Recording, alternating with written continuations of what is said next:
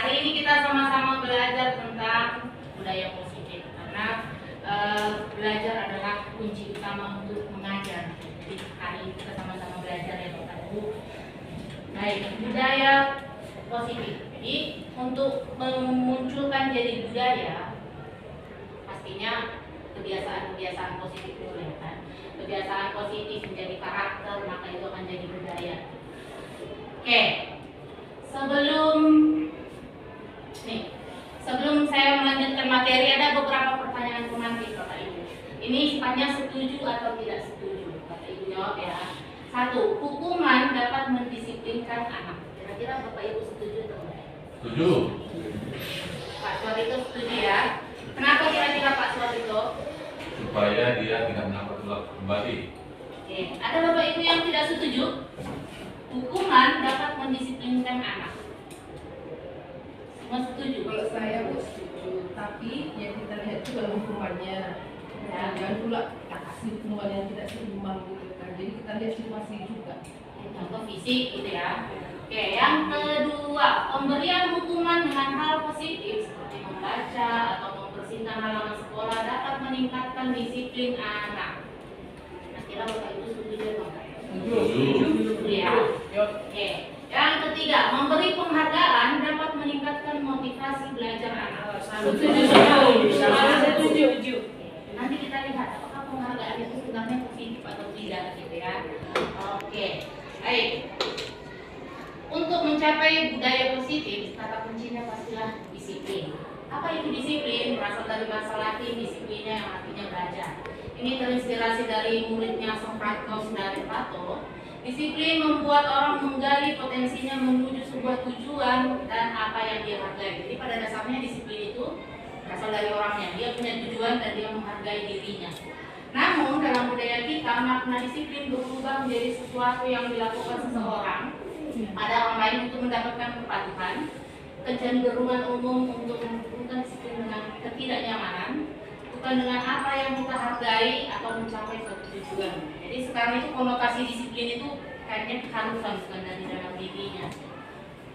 Kemudian setiap orang hidup pasti ada tujuannya dan tujuan itulah yang disebut dengan nilai-nilai kebajikan universal. Mungkin ini kurang biasa kita dengar ya Bapak Ibu. Nilai-nilai kebajikan adalah sifat positif manusia yang merupakan tujuan mulia. Jadi saya titik fokusnya di sini. Kita akhir-akhir ini sering mendengar yang namanya profil pelajar Pancasila. Inilah yang menjadi nilai kebajikan siswa kita. Ada 6 Bapak Ibu yang menjadi nilai kebajikan profil pelajar Pancasila. Yang pertama adalah beriman dan bertakwa kepada Tuhan Yang Maha Esa. Yang kedua mandiri, bernalar kritis, berkebinekaan global atau berwawasan luas, kemudian gotong royong, dan yang terakhir kreatif. Jadi, apa hubungannya dengan budaya positif? Kalau siswa ataupun guru mengerti apa nilai kebajikannya, pasti dia akan berusaha untuk disiplin. Maka terciptalah budaya positif di lingkungan sekolah kita. Kemudian ini, setiap tindakan pasti ada motivasi yang melakukannya. Ada teori motivasi oleh dosen, dia mengatakan begini. Yang pertama, orang termotivasi untuk menghindari ketidaknyamanan atau hukuman. Apa yang akan terjadi apabila saya melakukannya? Pokoknya menghindari hukuman. Mungkin guru BK udah paham betul ini. Ini merupakan motivasi eksternal dari luar. Yang kedua, untuk mendapatkan imbalan dari orang lain, reward gitu ya. Seperti yang tadi, melakukan sesuatu yang baik untuk mendapatkan imbalan. Ini juga merupakan motivasi eksternal dari luar. Dan yang ketiga adalah untuk menghargai diri sendiri. Sebenarnya motivasi ini yang diharapkan.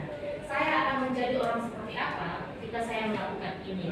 Inilah motivasi internal yang diharapkan dan menjadi tujuan disiplin positif.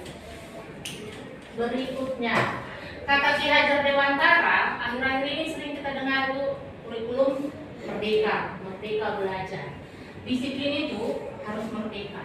Jadi merdeka itu artinya tidak hanya terlepas dari perintah, bukan bebas sebebas-bebasnya, akan tetapi juga capat untuk memerintah diri sendiri. Ini titik beratnya. Jadi kalau kita bayangkan kurikulum merdeka itu tanpa aturan, sebenarnya kita bisa menerapkan itu ketika kita sudah di posisi capat buat memerintah diri sendiri sebagai guru maupun sebagai siswa.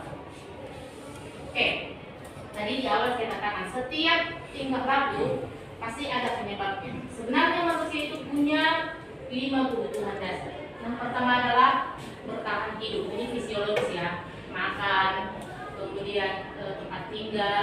Yang kedua adalah kasih sayang dan rasa diterima.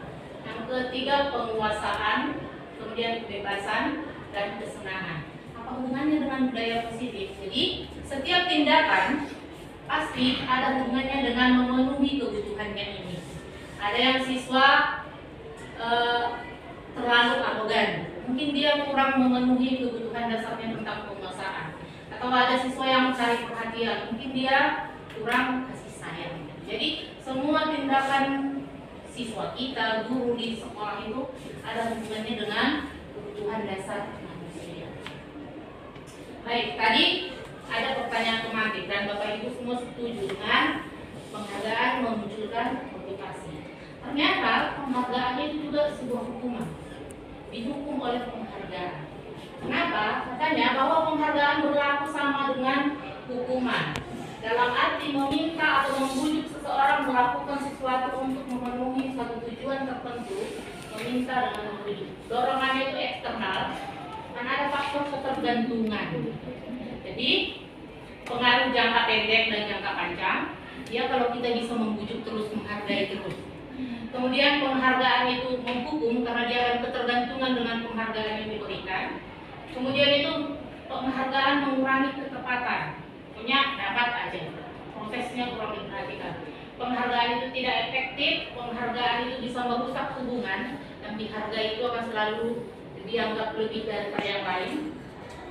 Kemudian penghargaan dapat menurunkan kualitas seseorang. Ketika tidak ada penghargaan, dia kurang mau berusaha. Penghargaan itu bisa mematikan kreativitas, dan penghargaan itu bisa mengurangi motivasi intrinsik. Ketika tidak ada sesuatu yang didapatkannya, dia kurang tertantang melakukannya. Ya, Ibu. Kemudian ini budaya positif, mungkin guru BK kita sebagai wali kelas sering melakukan yang namanya dan konsekuensi. Nah, dua hal yang sering kita terapkan di sekolah, karena bagaimanapun menciptakan budaya positif ini nggak instan ya. Setiap hari pasti akan ada aja masalah-masalahnya. Jadi apa bedanya hukuman dengan konsekuensi? Jadi hukuman itu sesuatu yang menyakitkan harus terjadi. Kemudian konsekuensi itu sesuatu yang harus terjadi karena ada patokannya. Kemudian membuat anak sakit, anak membenci disiplin, dia terpaksa, mendorong anak menyakiti, konsep dirinya yang jadi buruk karena merasa bersalah. Kemudian anak belajar untuk menyembunyikan kesalahan, untuk menghindari hukuman, dan biasanya anak yang terkena hukuman itu merasa bersalah, dipermalukan, dan merasa tidak dihargai. Konsekuensi itu harus terjadi, kemudian membuat anak merasa tidak nyaman dalam jangka waktu pendek, jelas karena dia akan mendapatkan sesuatu yang harus dilakukan. Kemudian anak akan menghargai disiplin, akan terjadi stimulus dan tanggapan, mendorong anak untuk mudah menyesuaikan diri, konsep dirinya menjadi baik, anak belajar untuk mematuhi peraturan, dan anak kehilangan hak, dibuat tidak nyaman, diasingkan untuk sementara. Ini perbandingan antara hukuman dan konsekuensi yang biasa kita lakukan. Oke, ya Bapak Ibu, coba kita lihat ada beberapa ini. Mencatat 100 kali di dalam buku kalimat, saya tidak akan terlambat lagi karena terlambat ke sekolah. Kira-kira ini hukuman atau konsekuensi? Hukuman ya. Oke. Kemudian lari mengelilingi lapangan basket 2 kali karena terlambat hadir ke sekolah. Nah, kemudian murid diminta push up 15 kali karena tidak menggunakan masker ke sekolah. Nah, menggantikan tugas teman yang telah dicoret-coret. Konsekuensi ya. Kemudian membersihkan tumpahan air di meja tulis karena tersenggol pada saat belajar. Konsekuensi. Murid disuruh untuk tidak mengenakan sepatu seharian karena tidak menggunakan sepatu hitam. Konsekuensi. Hukuman. Apa? Hukuman. Hukuman ya. Kalau menyakiti juga. Murid disuruh tidak menggunakan sepatu seharian karena dia melanggar peraturan. Tapi ayah hukuman. Ini masih dua versi. Silakan, Bu. Ada hukuman, ada konsekuensi, gitu ya. Kemudian lari mengelilingi lapangan basket 2 kali karena terlambat 10 menit untuk pelajaran PJOK. Untuk pelajaran PJOK. Konsekuensi. Kak? Hukuman PJOK ya. Hukuman. Hukuman. PJOK. Oh, hukuman. Ini kita konsekuensi ya. Karena dia disuruh lari pada saat pelajaran PJOK. Mungkin kalau biologi tidak mengerjakan PR, lari itu nggak nyambung gitu ya. Itu hukuman. Oke, ini ya Bapak Ibu, jadi kita sudah dapat gambaran kira-kira antara hukuman dan konsekuensi. Tetapi yang dua itu saja tidak cukup. Hukuman itu terkesan negatif, konsekuensi itu netral. Ada yang lebih baik di antara itu, yaitu yang namanya restitusi. Ini kalimat baru bagi kita. Restitusi adalah proses menciptakan kondisi bagi murid untuk memperbaiki kesalahan mereka, sehingga mereka tidak bisa kembali pada kelompok mereka dengan karakter yang lebih kuat, atau dia tidak menjadi orang yang terdakwa gitu kira-kira. Restitusi juga merupakan proses kolaboratif yang mengajarkan murid itu mencari solusi untuk kesalahan mereka. Kira-kira kalau kau begini baiknya bagaimana? Dan membantu murid berpikir tentang orang seperti apa yang mereka inginkan, tujuan hidupnya, dan bagaimana mereka harus memperlakukan orang lain. Nanti di materi terakhir kita pelajari restitusi. Jadi kira-kira inilah perbedaan antara hukuman, konsekuensi, dan restitusi. Jadi hukuman ini disebut dengan identitas gagal, gitu ya.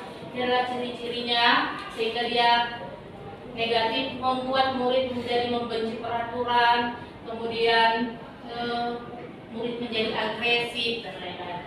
Konsekuensi ini dia netral, Bapak Ibu, karena berdasarkan kesepakatan kita sebelumnya, murid akan menghormati peraturan.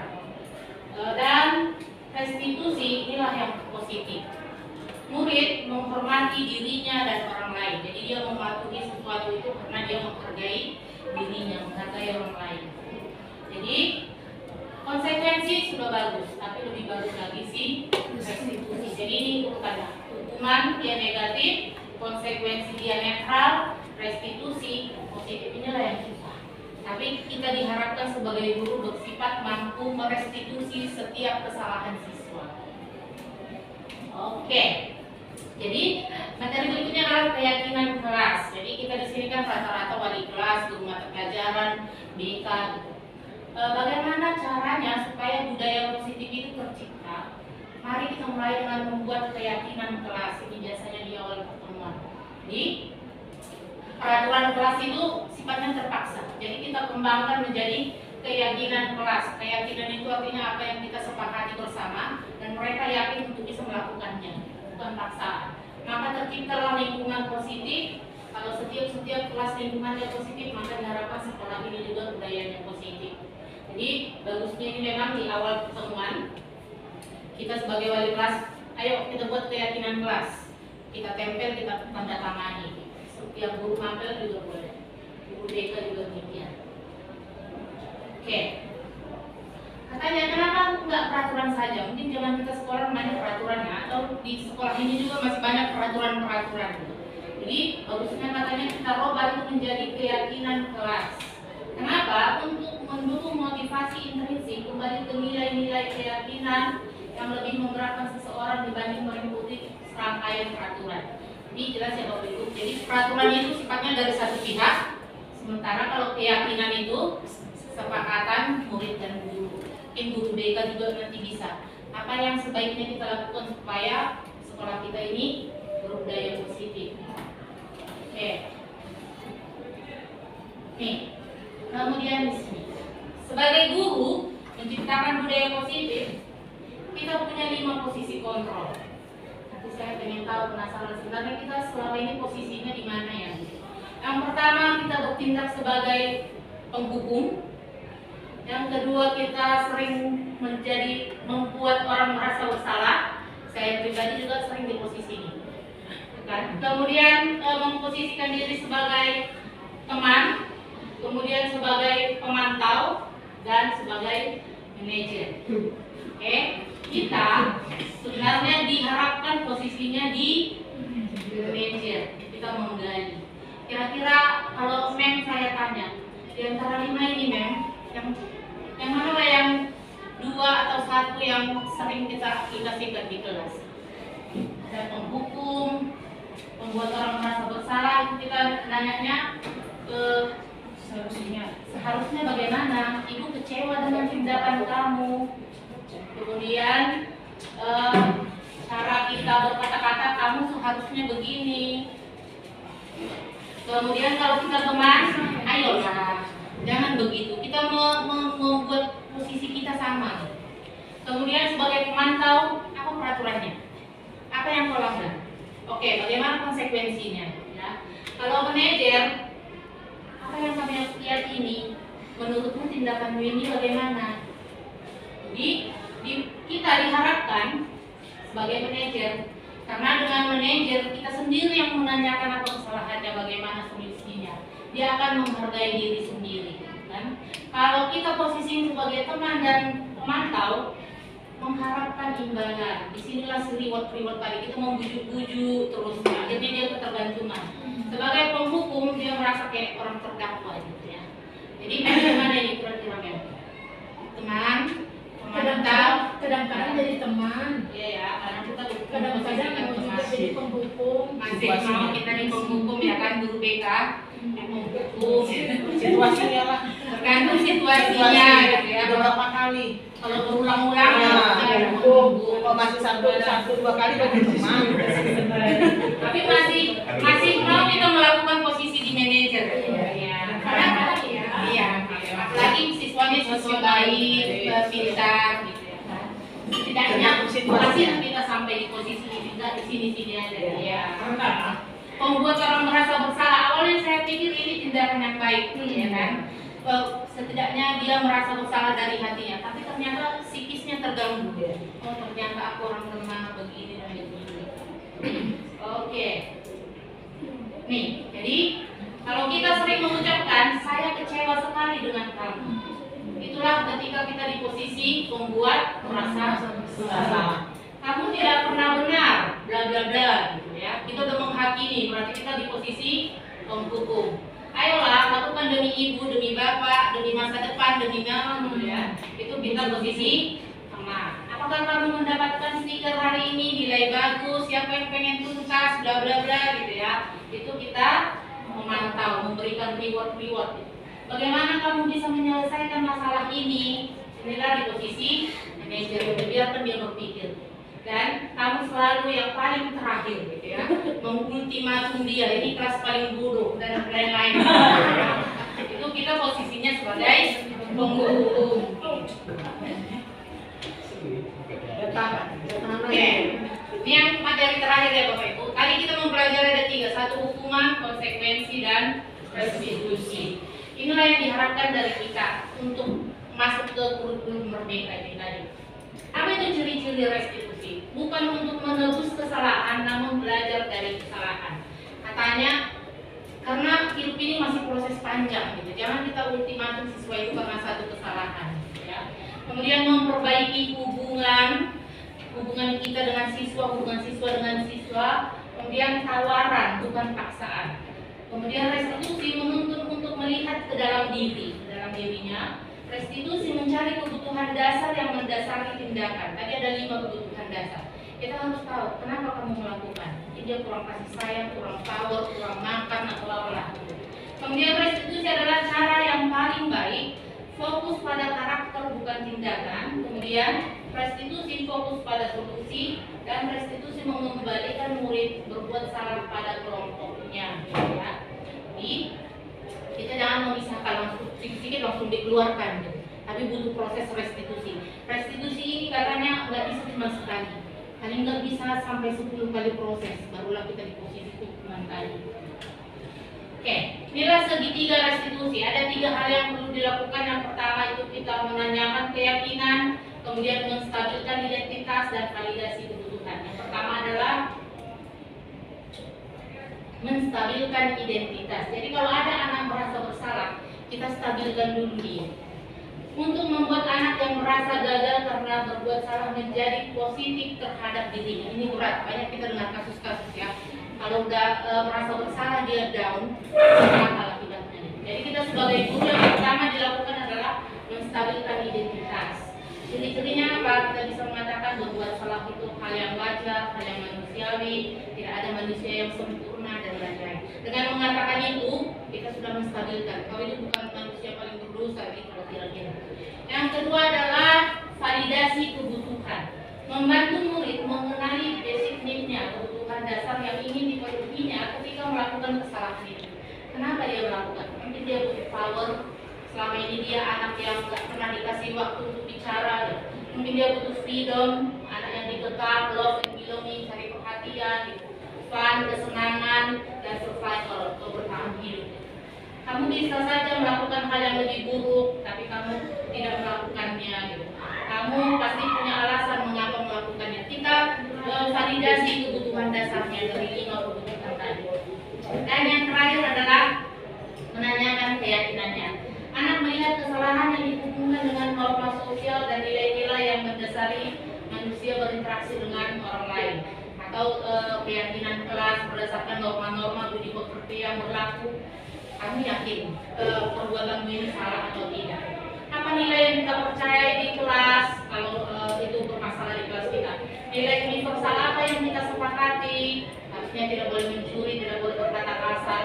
Kelas yang ideal itu seperti apa? Kenapa kamu jadi pengecoh di kelas dan lain-lain? Jadi itu ada 3 langkah yang perlu kita lakukan pada saat melakukan restitusi. Oke, baik Bapak Ibu. Jadi demikian pemaparan tentang bagaimana caranya menciptakan budaya positif. Di sini ada beberapa refleksi. Jadi saya minta Bapak Ibu merefleksikan. Yang pertama, hal baru apa yang mengubah paradigma saya yang saya dapatkan dari pemaparan singkat tadi? Ayo Bapak Ibu, kira-kira yang apa saja? Kak Turian mungkin? Terima kasih Ibu. Banyak sih ya yang saya dapat dari pemaparan ini tadi. Jadi saya melihat ke diri saya kembali apa yang sudah saya lakukan selama ini. Terkadang saya sebagai guru kan, apalagi ketika ada pelajaran memang sudah susah mereka terima, dan menurut saya itu sangat gampang tapi mereka sudah menerima. Saya marah, saya ini, dan dari pemaparan itu tadi saya merasa kalau selama ini saya kebanyakan jadi penghukum. Nah, ternyata itu kurang bagus. Padahal selama ini menurut saya itu hal yang bagus, gitu, hal yang wajar. Gitu. Ternyata terima kasihlah buat Ibu sudah memberikan saya. Terima kasih Kak. Ada lagi Bapak Ibu yang nomor 1 yang mengubah paradigma setelah materi tadi? Bu Rica? Ya, tentu saja saya pertama terima kasih karena dengan adanya penjabaran dari itu tadi semakin bertambah pengetahuan kami ya, baik itu mengenai posisi hukuman, konsekuensi dan restitusi tadi. Nah, saya sendiri di sini mau menjabarkan pengalaman saya pribadi. Beberapa hari yang lalu ada siswa di kelas saya selaku wali kelasnya melihat keadaan bahwa anak tersebut hampir saja di ujung tanduk dan mau dikeluarkan oleh sekolah karena memang berbagai macam kesalahan lah ibaratnya selama ini. Namun ketika dia mendapatkan pengampunan dan diperbolehkan kembali masuk ke kelas, di situ saya melihat teman-temannya sama sekali tidak mau duduk sebangku, bahkan menghindari dia, jarang mencakap begitu. Memang berbicara namun seadanya, namun mereka lebih ke pandangan bahwa anak ini udah seperti terdakwa lah gitu. Jadi mereka menghindari. Lantas saya selalu di kelas masuk, mereka katakan, "Nah, apakah kalian memang tidak pernah berbuat salah?" Saya begitu sama mereka. Tolong ini teman kalian ini sama-sama bantu dan sama-sama ajak komunikasi. harus sama-sama kalian meniti masa depan, saya bilang. Jangan senang kita kalau sampai dia keluar dari sekolah kita ini, saya bilang. Dan ya puji Tuhan akhirnya memang ada yang mau sebangku sama dia perempuan. Tadinya saya mau buat dia laki-laki, tapi dia ingin sama perempuan. Dan akhirnya ada yang mau duduk sama dia perempuan. Nah di situ saya melihat setelah penjabaran ibu barusan, memang ini adalah apa namanya ya, penjabaran ibu berusaha menciptakan budaya positif di sekolah. Dan saya pun sangat senang mengikuti ini sehingga tambah pengetahuan saya. Demikian juga dengan anak-anak, mudah-mudahan besok-besok akan bisa kita aplikasikan bersama di kelas. Dan satu lagi Bu, saya dengar anak ini sudah dikeluarkan dari sekolah kita. Dulu saya mengajar dia saat dia di kelas 10. Jadi saya sebelum mengajar, maksudnya pertemuan pertama, biasanya saya tanya ke background anak ini, baik ibu ayahnya dan keadaan keluarga. Ternyata dari kelas 10 IPS dulu, IPS 3, ada anak yang broken home. Ibunya seorang dokter gigi dan tapi sudah berpisah. Memang sehari-hari anak ini cari perhatian di kelas, yang ribut lah, bikin gaduh lah. Saya lihat dari segi ekonomi bagus, handphonenya aja iPhone waktu itu saya tengok tahun itu. Namun kelas 11 ini bukan saya lagi gurunya, dan saya tertarik juga dia sudah dikeluarkan dengan alasan yang tadi agak nakal ke temannya.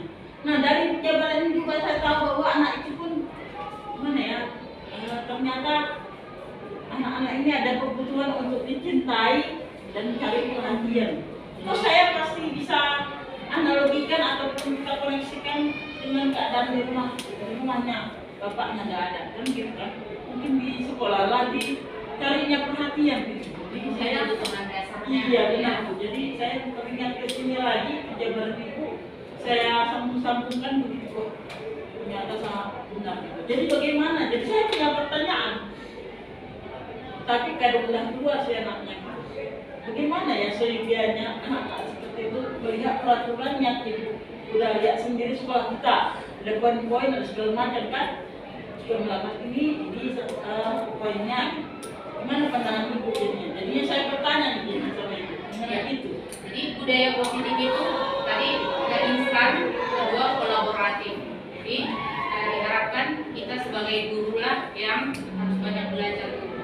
Intinya kita mengambil posisi manajer dan kita mengaplikasikan restitusi, sama-sama belajar lagi membutuhkan. Karena kita ini komunitas besar, jadi kita harus memulai dari diri kita sendiri dulu. Oke. Kemudian perasaan apa yang muncul selama mengikuti sesi ini? Bagian yang menarik bagi saya. Kira-kira apa Kak Dena, Bu Mercy, Guru BK gitu. Satu aja. Coba Bu Mercy, Mas Dorito, Edi, ya, Bu Marcella. Menarik juga materi yang Ibu sajikan. Jadi saya punya keinginan untuk berusaha menciptakan kondisi siswa itu bisa memperbaiki kesalahan mereka sehingga siswa ini tampil dengan karakter mereka yang lebih kuat lagi. Jadi saya punya harapan dan juga keinginan di rumah agama itu saya mau buat budaya positif. Aku malu jika terlambat, menyontek, tidak mengikuti upacara. Nah dengan demikian siswa mungkin bisa menampilkan karakternya yang lebih kuat lagi. Terima kasih Bu Marcella. Masih ada Bapak Ibu, poin nomor 2. Yang ketiga, peran atau posisi kontrol seperti apa yang telah saya lakukan selama ini? Ada 5 ya Bapak Ibu. Menghukum, membuat merasa bersalah, memantau, kemudian teman dan manajer. Kira-kira Ibu rindu apa posisi yang 5 ini yang paling sering? Terima kasih. Jadi seperti tadi bilang oleh Bu Umar, kita sering juga memposisikan ada beberapa. Bisa juga kita kan sebagai teman. Cuman ada juga sisi negatifnya kalau kita sebagai teman. Kadang anak ini bukan leluasa. Jadi Marah gitu ya. tapi sering juga berlaku sebagai teman. Nah sebagai ibu juga peran juga, sebagai manajer juga. Jadi saya rasa ada beberapa poin yang harus kita lakukan. Tapi pelan-pelan kita mengarah ke manajer. Paling ininya pemantau gitu ya Bapak Ibu. Baik Bapak Ibu. Terima kasih atas waktunya, kita sudah sharing, kita belajar bersama. Mudah-mudahan apa yang saya sampaikan menambah inspirasi bagi kita untuk sama-sama menciptakan budaya positif di sekolah kita. Terima kasih, selamat siang.